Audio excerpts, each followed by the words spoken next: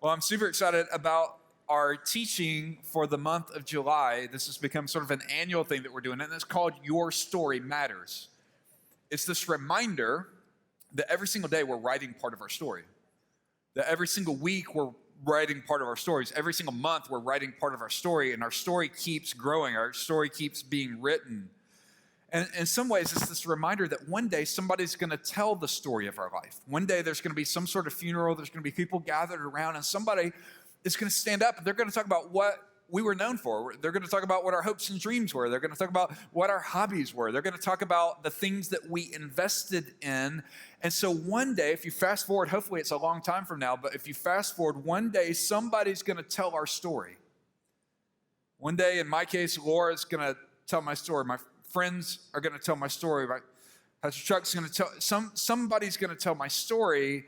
And so it's this reminder then, if one day somebody's going to tell my story, then it's this realization that I can actually write that story today. Does that make sense to you? That how you live today determines the stories that people tell about you tomorrow. How you live today. And I've been to funerals that are great stories. I mean, several years ago, Rusty, I was thinking about your dad, even this week, Ben Thigpen, and just the stories that come out of his life and the people that he impacted. Someday, people are going to tell our story, and today we get to decide that today matters, that my life matters.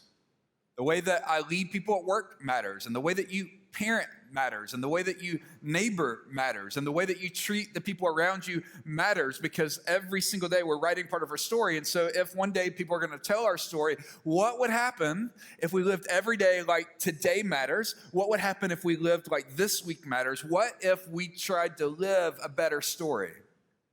What if we tried to live a better story? And what's funny is we like better stories. We like watching movies that are better stories. We like binge watching shows that have a better story. But sometimes this world lulls us to sleep where we just drift through life and it sort of knocks off the edges of our story and we just get by. And so last week we talked about the big picture of this teaching for the month, and we talked about there's a shift that takes place when we quit living from event to event, from a transaction when it comes to our faith, to living a life that's a journey. And so if you missed last week, I would encourage you to go check it out. If for no other reason, that shift in thinking from event mentality to a journey mindset has been one of the biggest changes that has affected my walk personally. And so that's sort of the foundation. Today, I want to fast forward to the other end of the spectrum and talk about the idea that we're not home yet. And I'm going to be honest with you. I've been super excited about the teaching this month. In fact, next week is probably one that could bring more fulfillment to people's life.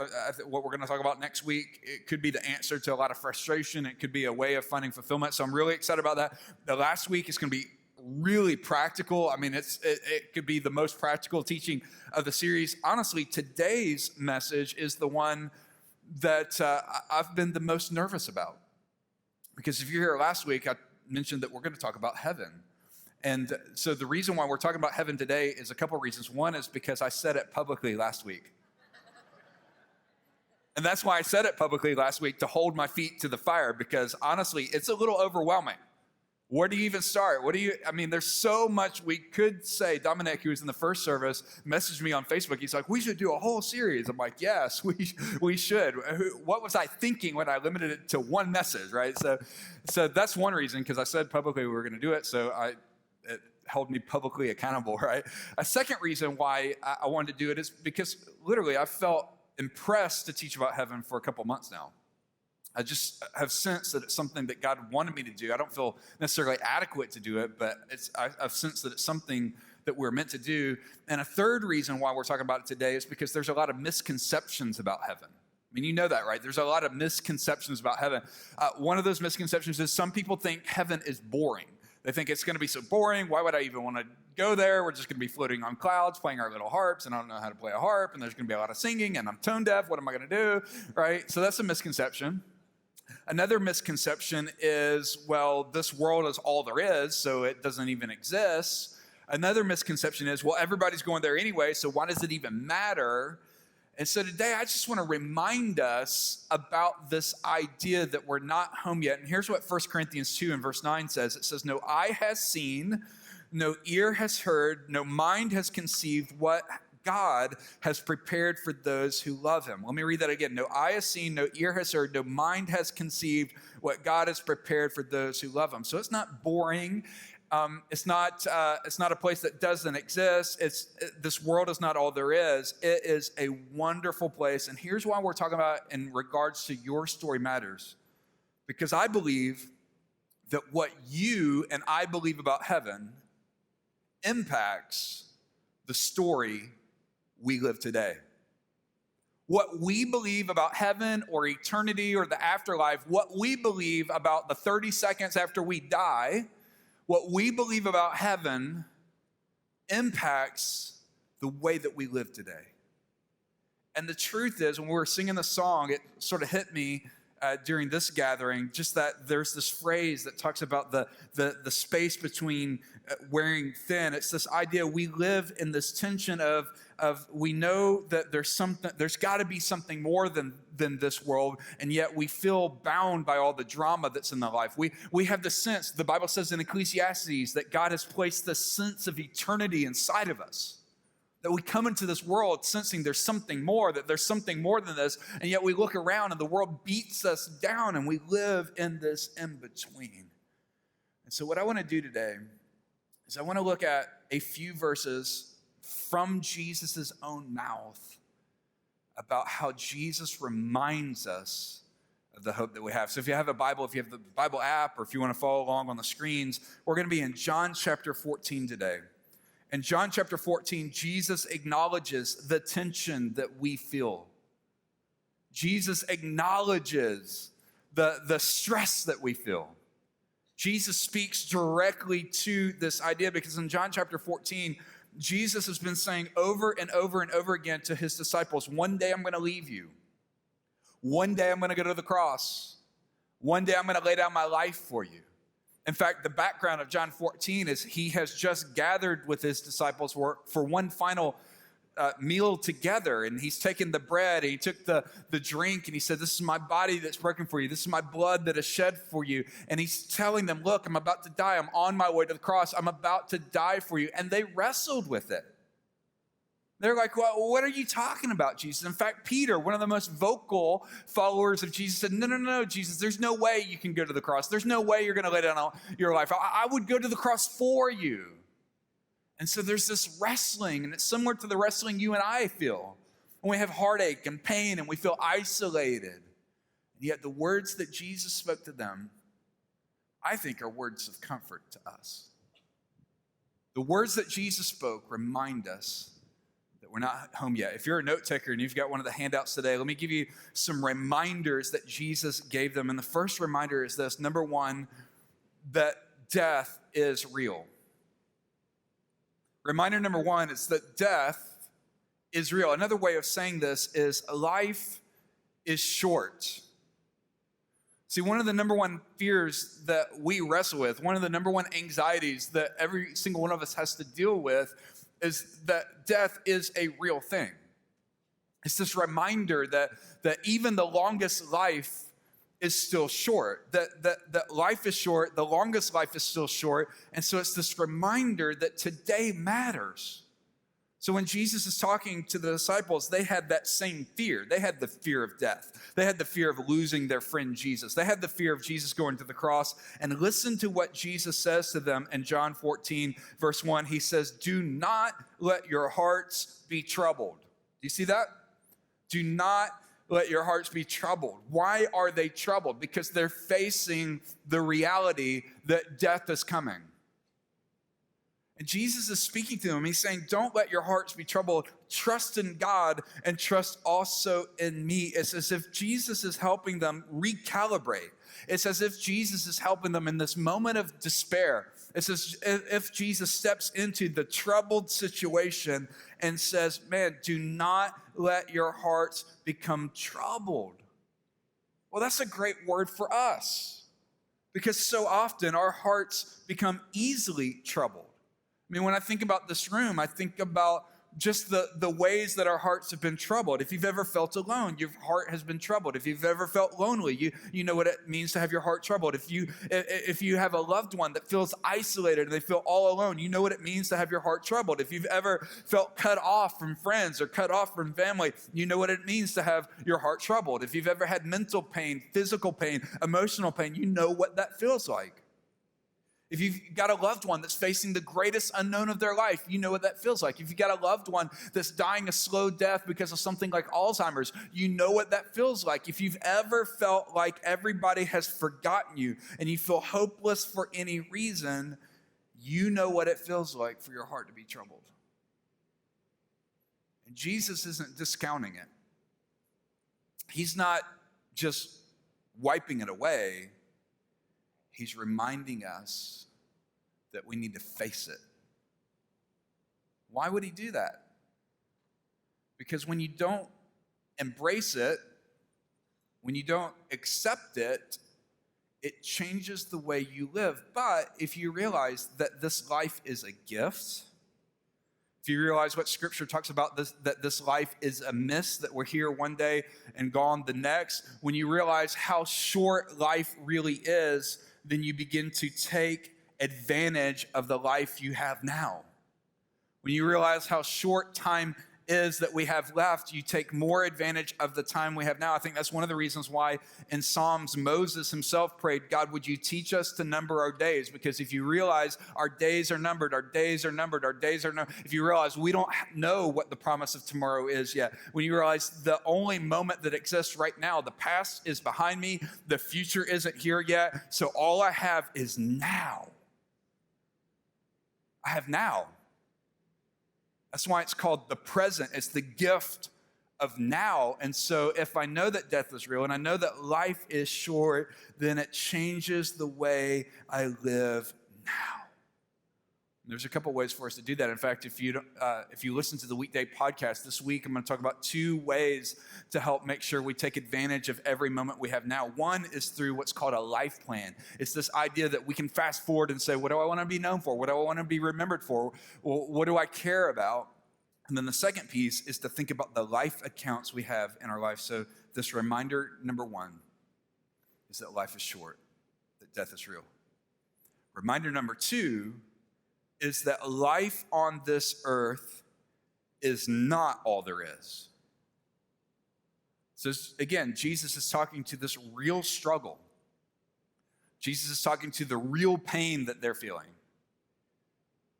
Jesus speaking to this tension that they have of what's going on.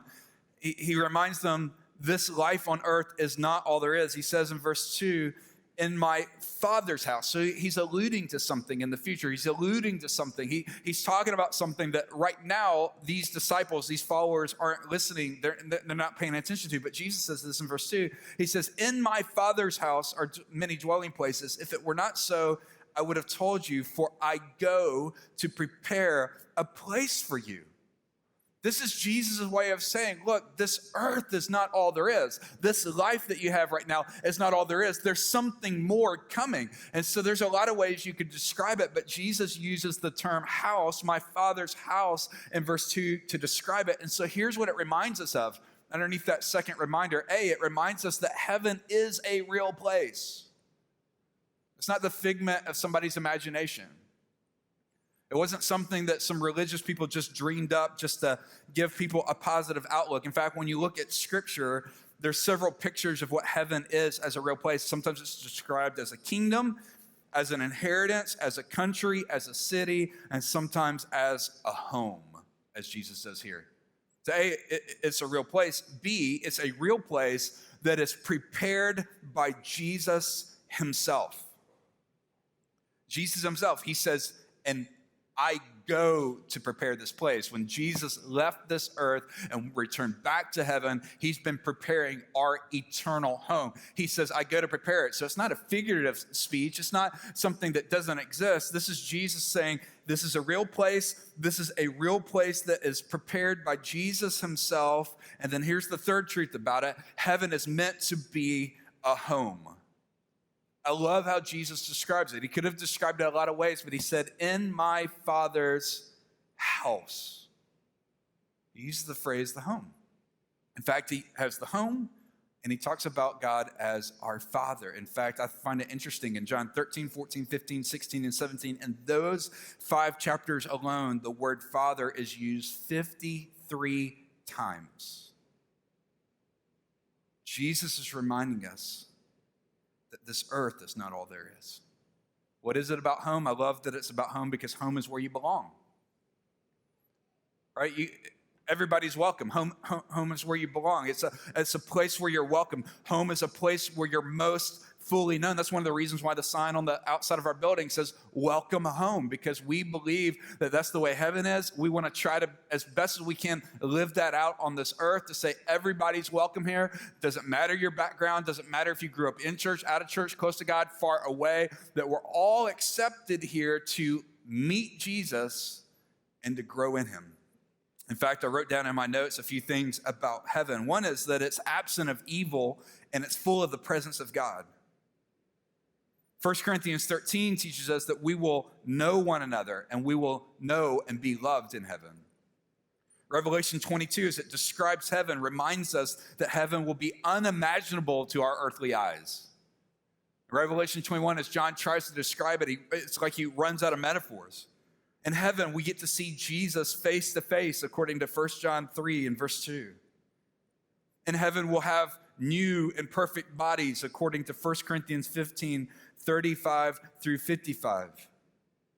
In heaven, there will be the absence of everything that's bad and painful and evil. It's the presence of everything that's good, holy, and glorious, according to Isaiah 65 and Revelation 21. And the biggest thing about it is that's where God is. So when you start thinking about this idea of Jesus providing comfort and Jesus providing motivation for the stories that we live today, he reminds us life is short, so live like today matters. This earth is not our home, so don't get too comfortable here.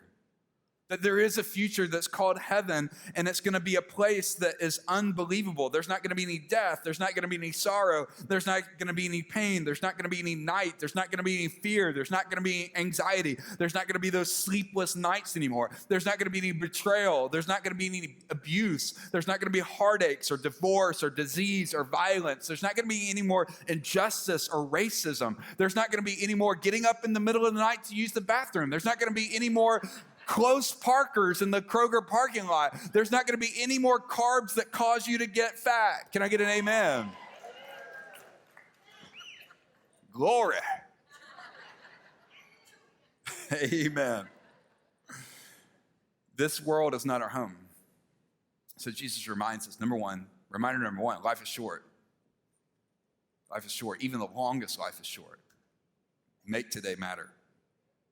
Number two, this earth is not all there is. Don't get too comfortable. Don't keep stockpiling stuff like this. This is not our ultimate home. Reminder number three, a relationship with Jesus is essential. One of the misconceptions that people have is, well, if heaven exists, then everybody's going to end up there anywhere. But I love what happens. Jesus embraces this unknown. Jesus says to the disciples, you know where I'm going. And Thomas was honest. He was like, hey, we don't know how to get there. We don't know where you're going.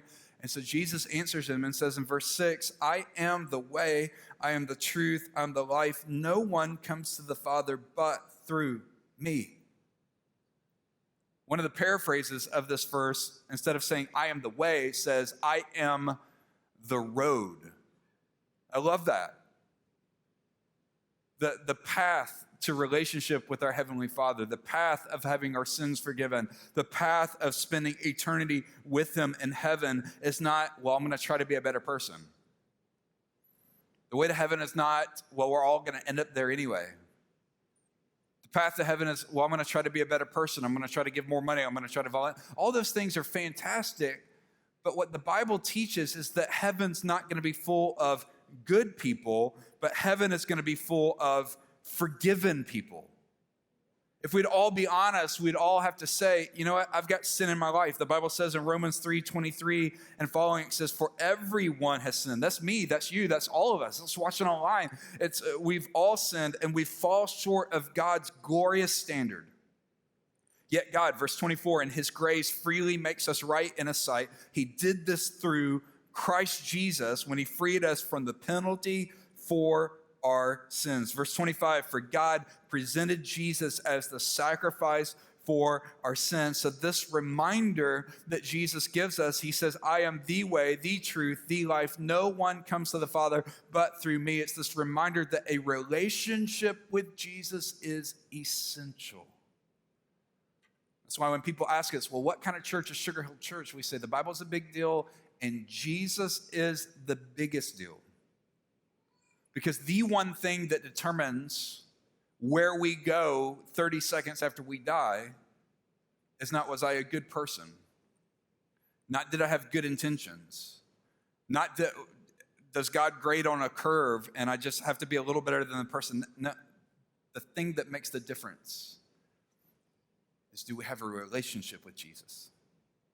Not just know about him in our head, but are we walking with him? Not just, well, I've been to church. No. Has my heart ever been changed? And this is a big deal because Pew Research shows that 72% of Americans believe in heaven, but they define it as a place where people who have led good lives are eternally rewarded. And man, it's just not true. Relationship is essential. In 100 years, it's not going to matter did we have a huge house. In 100 years, it's not going to matter what zip code we lived in. In 100 years, it's not going to matter did we accumulate a lot of stuff. In 100 years, the thing that's going to matter is, do I know him?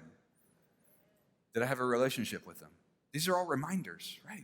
Because what we believe about heaven impacts the way that we live today. And so Jesus reminds us, number one, that life is short, that death is real. Number two, that this earth is not all there is. So don't get so comfortable here. Number three, it's this reminder that relationship with him is the essential piece to all of this. And the final reminder, number four, is that he is coming again.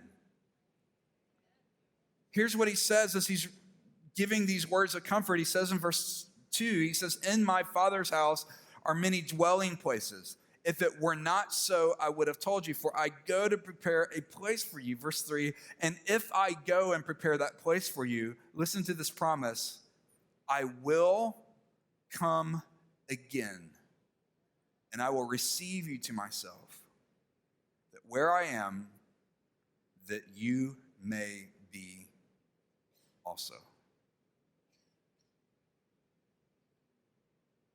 This ought to impact the way that we live. That Jesus could show up at any moment. I believe that. I don't think there's any other prophecies that need to be filled. I don't think there's some. Jesus could literally show up at any moment. And if I really believe that Jesus could show up at any moment, it changes the way I live now, because I don't want to have a bunch of junk in my life when he shows up. I don't want to have a lot of unconfessed sin in my life that hasn't been dealt with. I don't want to have things that I'm ashamed of. When he shows up, it's going to be too late to set all that stuff to the side. When he shows up, it's going to be too late to clean up my act. It's going to be too late to say I'm sorry. It's going to be too late for me to become a better husband. It's going to be too late to put aside those stupid sins that we hold on to. And that moment's going to be too late. If I believe he's coming again, then I ought to live in such a way that I'm prepared for that moment. So this is all about living a better story. This is all about saying, look, life is short, so I'm going to take advantage of what I have today. This earth is not my home, so I'm not going to get too comfortable here. Relationship with Jesus is essential. So if that's essential, I'm going to invest in that relationship every single day. I'm going to get into the Word. I'm going to get into prayer. I'm going to say, I want to grow, I want to grow, I want to grow. Because ultimately, I know he's coming again. He's coming again. And so I want to live in such a way that he could show up at any moment and I would be ready. When I've been praying for this week for a while now, I was reminded of one of the most powerful funerals I've ever been to. A little over a year ago, my wife Laura's, one of her granddads passed away. His name was Don Eggle. For most of his life, he was a farmer in Nebraska. And then in the later years, he was an auctioneer, had his own auction house. And so just very cool stories. He was one of the biggest guys I've ever met, but he had an even bigger heart. And so we'd travel usually once a year to go out and see he and the rest of the family. And I loved being around him. I only knew him for a few years, not long enough, but I loved being around him. He had such a great spirit. He had such a great countenance. He was in a lot of physical pain almost all the time, but he never complained. He never showed it. He never was mad or angry. He was just one of the lovingest guys I've ever seen. So even though he's a farmer and an auctioneer, he was a volunteer preacher as well. And one of the most powerful things that happened was at his funeral a little over a year ago. The pastor who was presiding over the funeral said, it's not often that somebody gets to preach their own funeral. But today, Don Eggle gets to speak into his funeral. And when I sat there in that funeral, they showed a clip of Don Eggle preaching, and they showed one of these stories that just illustrates how we live in the tension of now and heaven. And it was such an impactful moment in my life. Instead of me trying to recreate it, I wanted to just let Don Eggle, Laura's granddad, tell you it today. Check out the screens. Theodore Roosevelt, who was a great avid hunter and had gone to Africa many times on a safari and had received many trophies that he had shot while on his safari. He had been on one of these great safaris and was on his way home. And when he got to the ship, they rolled out the red carpet for Teddy Roosevelt. And they had all the pomp and pride and all the music and all the hail and all the glory as he walked the gangplank to enter the ship.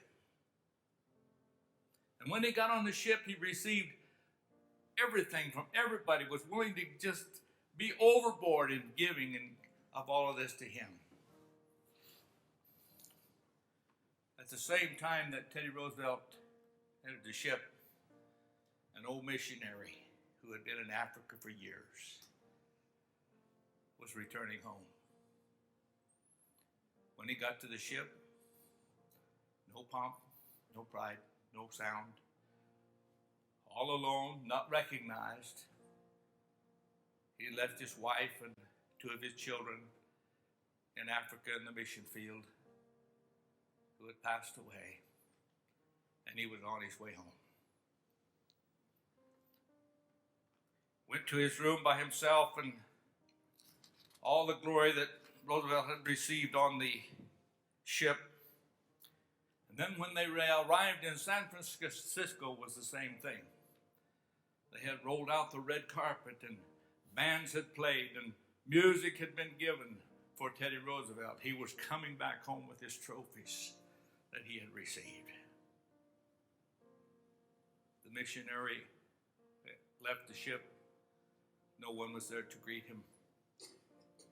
No one seemed to recognize no one seemed to care. And that day, in his hotel room by himself, he got down and he prayed. Lord, I don't want to complain. I don't want to feel that I'm sorry for what I'd done and service I had given. Lord, I don't quite understand. No one was here to greet me. No one seemed to care. No one recognized. And then it seemed that a hand laid upon his shoulder, and the message was given to him. My friend, you're not home yet.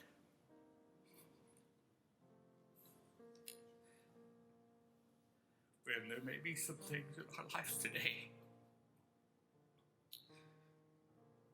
It may look as though the world's receiving all the glory. But just remember, we as Christians, we're not home yet. Someday we will receive that welcome home. Well done, thou good and faithful servant.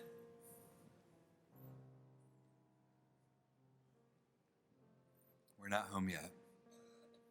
We're not home yet. So in the middle of the frustration, you're not home yet. In the middle of the brokenness, you're not home yet. In the middle of trying to keep up with the rat race, this earth is not your home. In the middle of silence, you're not home yet. In the middle of the frustrations, you're not home yet.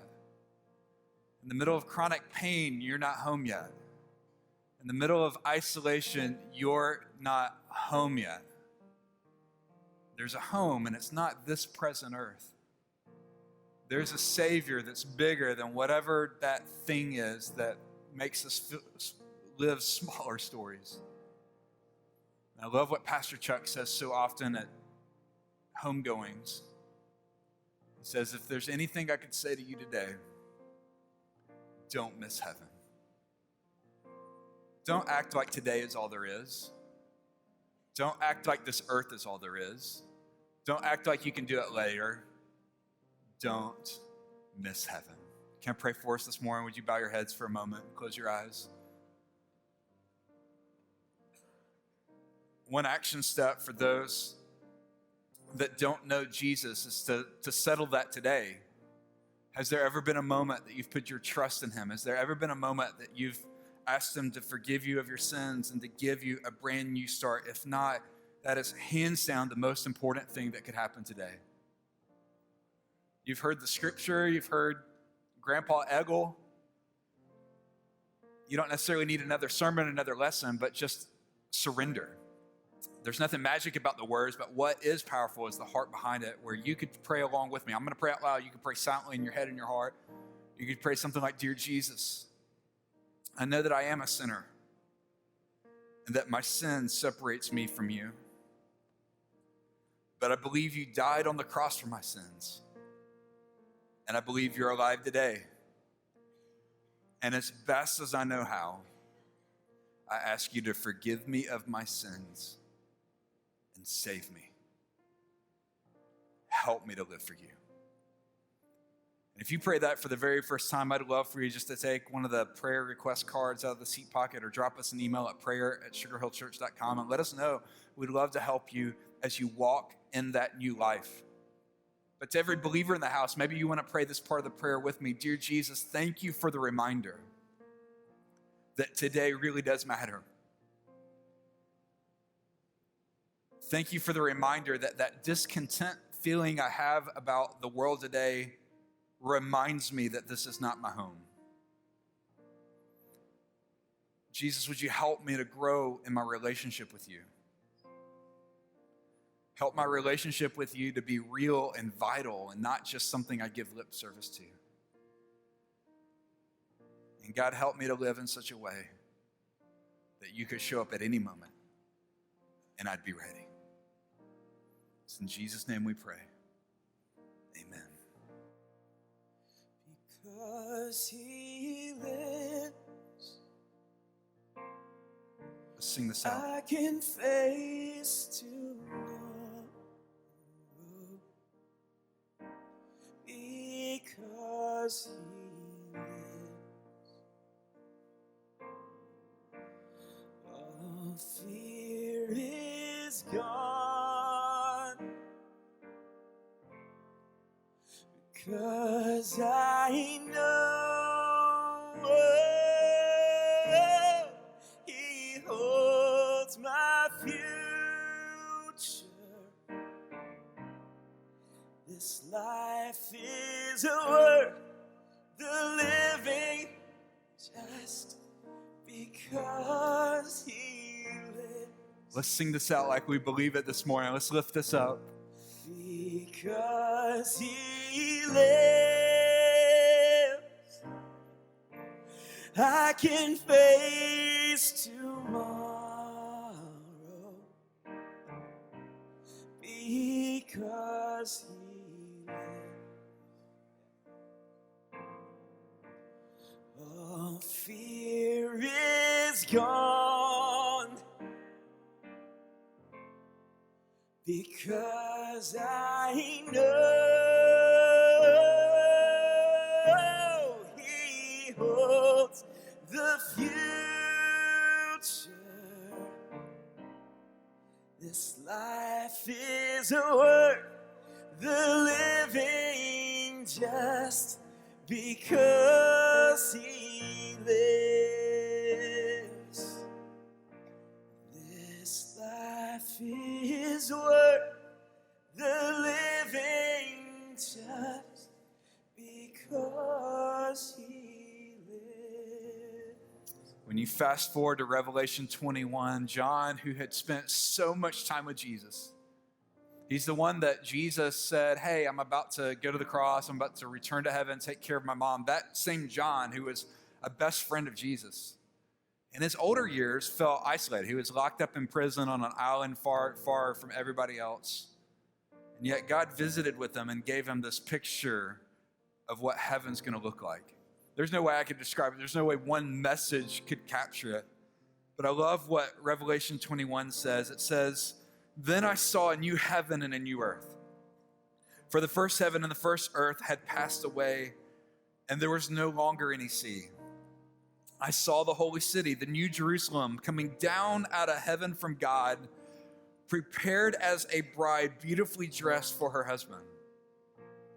And I heard a loud voice from the throne saying, look, God's dwelling place is now among the people, and he will dwell with them. They will be his people, and God himself will be with them, and he will be their God. He will wipe away every tear from their eyes. There will be no more death. There will be no more mourning. There will be no more crying and no more pain, for the old order of things has passed away. He who was seated on the throne said, I am making everything new. Those who are victorious will inherit all of this, and I will be their God, and they will be my children.